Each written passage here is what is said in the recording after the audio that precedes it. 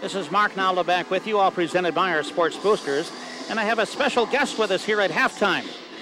His name is Chuck Thompson. And Chuck, first of all, welcome to the Sauk Center Gym. Well, it's good to be back here. I enjoy coming here every time I get a chance. You know, fill us in a little bit on your background, okay, and what you're doing these days. Okay, originally I was a coach for about 20 years at the high school level. And then wanted to make a little bit of a change. Decided to start 5statehoops.com. And basically what I get to do now is tour around the Midwest a little bit, checking out basketball and trying to promote girls and women's basketball and create some prospect interest for colleges. Mm-hmm. So you have a website that you really put in a lot of time, don't you? Yeah, I do. My wife appreciates that. Yeah, it's pretty fun. My wife's been really supportive of the cause, and it's a lot of fun. And I guess it's getting a lot of opportunities that normally wouldn't get a chance to see. A lot of colleges, you get a chance to go watch those games, practices, stuff like that. Really a good chance to learn a lot about basketball as well.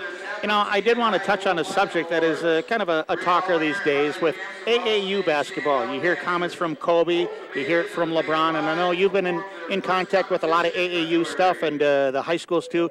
What is your opinion on comments like that they're making right now? I think it's kind of a double-edged sword, I guess, a little bit. I know from the role I'm in where I try to evaluate a lot of players, that the AAU circuit's really good because you do get a chance to see a lot of kids. I think there is a lot of maybe overplaying at the AAU level, a lot more games than practices, and I think sometimes that shows. I know the end of July, a lot of those AAU kids are exhausted. They've played, 40, 50, 60 games, and that's a lot of basketball considering you don't have a lot of practices mixed in there. And I think the AAU or the high school season, rather, you get a better true evaluation of a player because they're working within a system generally the whole year long. And like I said, it's kind of a tough thing because it's hard for a college to come out and see a lot of players during the high school season. And exposure-wise, I think AAU is great. I think maybe they will take a little bit deeper look at trying to get more practice time out of those players as well. Well, it seemed like one of their complaints was just fundamentally, but I think you could say that you could probably nitpick a high school team. Maybe they're short on fundamentals and that sort of thing. So I guess it all depends on how you look at it.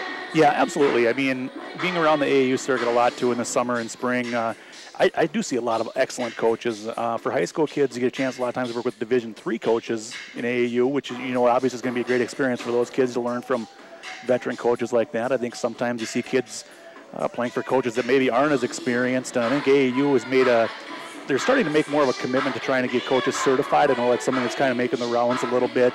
And that may be something that helps them a little bit, too, getting them a little more coaching training involved as well. So I guess in essence then, too, what is the purpose of AAU? I look at it as if a kid likes basketball and really likes basketball and even has sights on playing after high school, then AAU can be a good experience. Yeah, I think that's the main thing, is just the opportunity to get yourself noticed by some college coaches potentially, or recruiting services like myself a little bit, see more players that, like tonight I'll see a handful of players. There's a lot of good basketball players on the Sauk Center and Osakas teams, but, if you go to a day of AAU, you can see, hundreds of potentially prospects. And I think as far as those kids that are pursuing college opportunities, that's just a chance to get a lot more good exposure as well as negative exposure at times, too. If you go there and you're a selfish player, that stands out just as much as if you're a talented player. Mm-hmm. With your website, too, at 5 State Hoops, you get to see a lot of basketball from not only Minnesota but around the states. How does Minnesota compare with the states that you see? Well, I cover Minnesota, Iowa, both Dakotas, and Wisconsin. I think right now Minnesota has the best talent of the 5.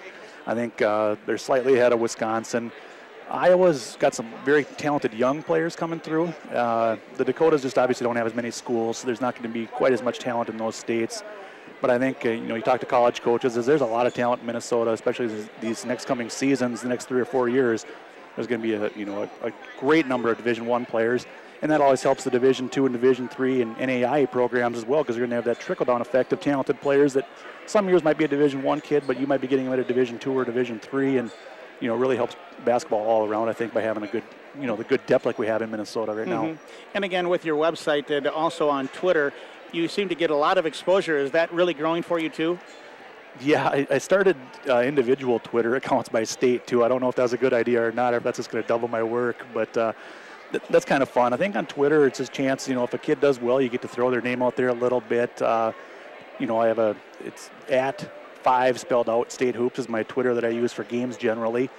And at Chuck Thompson 2 is my personal one. I think, I see more and more college coaches following me, and I think that makes me feel a little more obligated to put those kids' names out there. If I see somebody doing really well, you want to put their name out there and make sure that they're getting that little extra notice, I guess, especially smaller schools maybe that don't get seen as often. You want to make sure you're putting out 2 or 3 tweets those nights.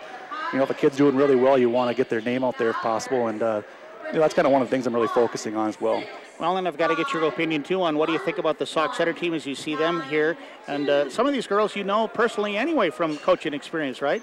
Yep. I had a chance when I coached AAU with the Minnesota Comets. I coached Maddie Greenwald and Becca Weir. Coached Maddie for 2 years. Becca had some scheduling conflicts for the second year, so she wasn't able to play AAU that season. But, Maddie's one of those kids, you look at her, she weighs about 30 pounds. It looks like sometimes she's so thin, but then she comes out and she always gets it done. I was always impressed with Maddie's work ethic and the fact that every year she got better and better and better as we went, and it was really fun to watch her. And, and Becca's one of those tough kids down low, and she's come such a long way, too. I'm really proud of both of them. And again, as you see as much basketball as you do at all the different class levels, I think just in general, you'd have to agree that girls basketball has really just been improving and improving each and every year, hasn't it? Oh, absolutely. I think you see it more on the national circuit now, too, where a kid like a Becca Dahlman can go over to Vanderbilt and contribute right away. Maybe years ago that wasn't happening, and, it's kind of good when the Gophers are maybe getting complaints that they're not getting enough Division I talent out of Minnesota. It shows that the talent is there. And I know that new staff has made some focuses there, but you see with 13 Division I's in the 5 states I cover, there's so much talent out there, and it just seems like those teams are able to develop more and more, and the depth for them to pick from is a lot better as well. Mm-hmm. Well, all right. Well, thank you for the information, and again, I invite you to give your website again and your Twitter, okay? Okay. Yep. It's the number 5. The website is the number 5 statehoops.com. The Twitter is at Chuck Thompson, the number 2, and then at 5 FIVE State Hoops. All right. It is a wealth of information. Thank you for doing all the work you do. It makes it easier for everybody else. I appreciate it, Mark. Thank you. Okay. Thank you, Chuck. That's Chuck Thompson with us.